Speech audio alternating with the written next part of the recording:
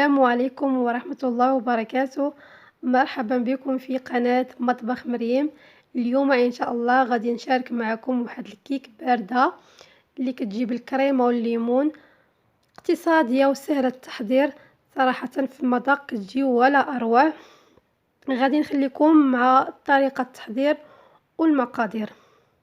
أول حاجة غادي نبداو في الطبقة الأولى، غادي نحتاجو فيها 2 بيضات يكونوا بحرارة المطبخ، وقبيصة الملح، وكاس إلا ربع من الحليب يكون دافي شوية، ونص كاس ديال زيت نباتية.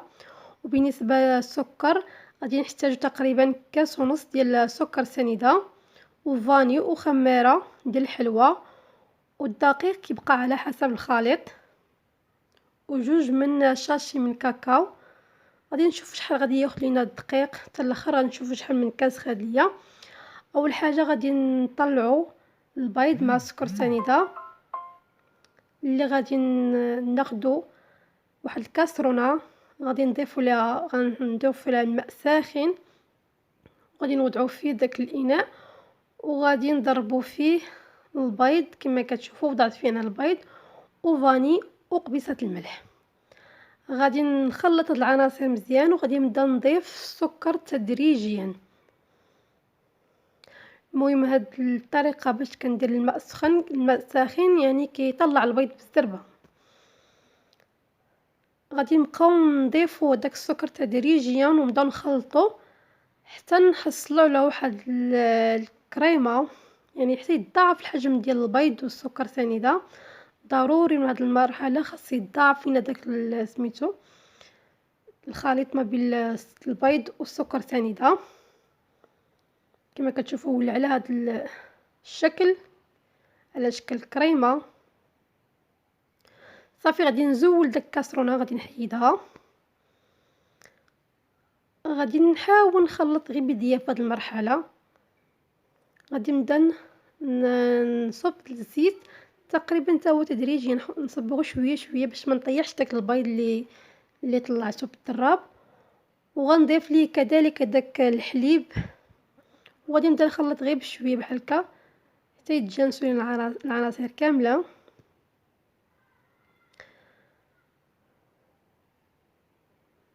غادي نغربل النواشف، غادي نغربل الكاكاو والدقيق.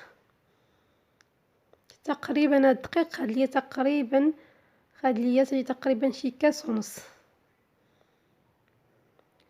ونص، ولكن الكاس يكون ديال العنبه، الكاس الاول العمامر والثاني غير نص فيه. ثاني غنضيفو خميره. ثاني الدقيق راه كيبقى على حسب النوعيه، كاين النوعيه اللي كتشرب، كاين النوعيه اللي عاديه. يعني الدقيق راه منقدروش نتحكموا فيه شحال العبار ديالو بالضبط. يعني راه كاين شي نوعيه مزيانه، كاين اللي كيبقى على حسب. المهم انا درت انا تقريبا شي كاس ونص ديال الدقيق.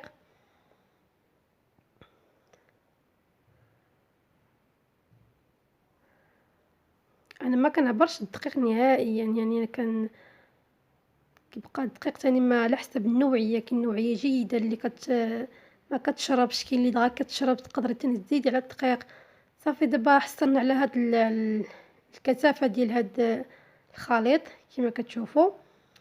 غادي ناخذ واحد المول زجاجي او اي مول عندكم. انا درت غير هاد الزجاجي، دهنته بشويه الزبده او بدون، يعني ما غاديش نزولها، ما غاديش خافوا عليها يعني غادي تلصق ولا شي حاجه، لان غادي نخلوها تماك في المول ديالها.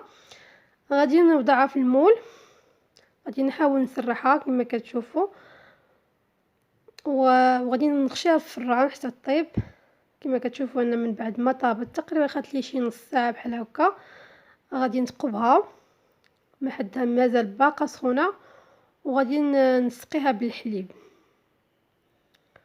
المهم غادي نسقيها بالحليب يكون بارد. ضروري في هذه المرحله نسقوها ما حدها باقا سخونه، ولا بردت لكم ممكن تسخنوا الحليب وتسقوها ضروري. ولا كانت في هذه المرحله يعني باقا سخونه نسقوها بحليب بارد، يعني واحد فيهم خاص يكون بارد، هي الكيك او الحليب. غادي نخلوها الكيك تشرب غادي ندوز نحضر معاكم الكريمه اللي غنحتاج فيها غير كريم شونتي وكاس ديال الحليب يكون بارد، يعني يجي من كلاصي من الثلاجه، والكوك غير باش نسمو باش نغيروا المذاق ديال الكريمه. هذا هو الدور ديالو. ممكن نعوضو بدانون فاني او اي نكهه بغيتو. انا توفر عندي الكوك، درت الكوك.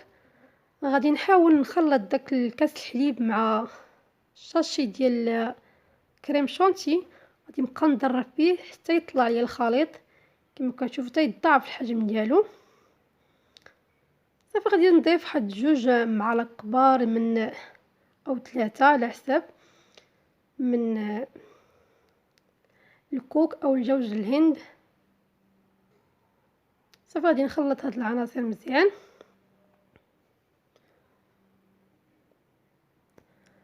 صافي غادي نوضعها فوق الكيك كطبقه ثانيه كما كتشوفوا.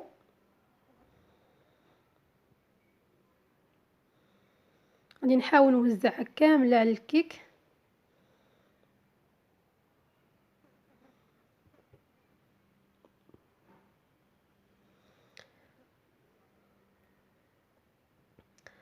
غادي نوزع الخليط كامل وغادي ندخلو الثلاجه حتى يشد في راسو مزيان، او الفريغو يعني حتى يشد في راسو مزيان. عاد غادي نخرجو باش نضيف ليه الطبقه الاخيره، طبقه الليمون.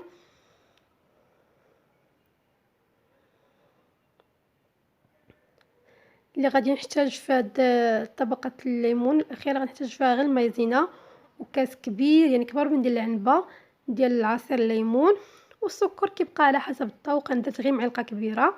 غادي ناخذ واحد الكاسرونه اللي غنضيف فيها الليمون، وغنضيف لها تقريبا واحد الملعقه مملوءه جيده من النشا او المايزينا، وغادي نحركو هذا الخليط مزيان. وغادي نضيفوا ليه هاد السكر سنيده، وغادي نوضعوه فوق البوطه حتى يعقد. ولا غادي نزينو به الطبقه الاخيره من الكيك كما كتشوفوا حصلنا على هذا الشكل. صافي غادي نوضعوه فوق الكيك او فوق الكريمه.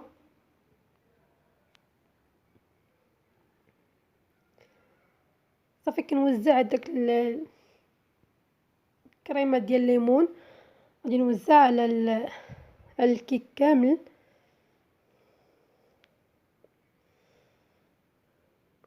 صافي كندخلو الثلاجه يعني شويه يشد في راسو.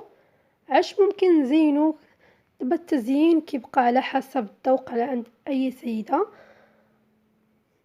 ممكن نزينو باي حاجه بغيتو. انا تقريبا زينته غير بالشوكولات، يعني خديت انا الشوكولات ذوبته في حمام مريم ودرت منه شي وريدات، يعني درتهم عندي واحد السيليكون يعني خاص بالوريدات. هو درت فيه هكا وريدات خليتهم تجمدوه ولا زوقت من درت 3 الوريدات كما غادي تشوفوا دابا. هذا هو السيليكون اللي كنخدم به. صافي درت فيه هذاك الشوكولات وعلى شكل وريدات. انا لصقته بشويه بالكليكوز لان مني وضعتها في الثلاجه شدات ليا شويه مابقاش بغات تلصق ليا، يعني صافي درت غير داك الكليكوز باش لصقت داك الوريدات. هو التزيين كما قلت لكم كيبقى على حسب اي ذوق السيده كيما بغات تزوق. صافي انت تخرج الشوكولات هكا خطوط عشوائيه بحال هكا زينت بها. درت خطوط ووسطها مثلثات. صافي هو التزيين اللي درته بسيط، يعني ما شي حاجه بسيطه. ودا هو شكلها النهائي كما كتشوفوا. نتمنى تعجبكم.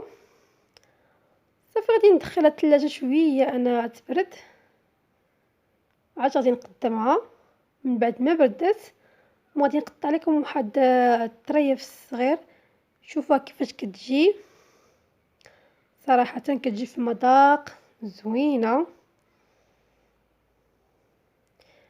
كتشوفو اقتصادية وسهلة التحضير، مكتاخدش مجهود كتير.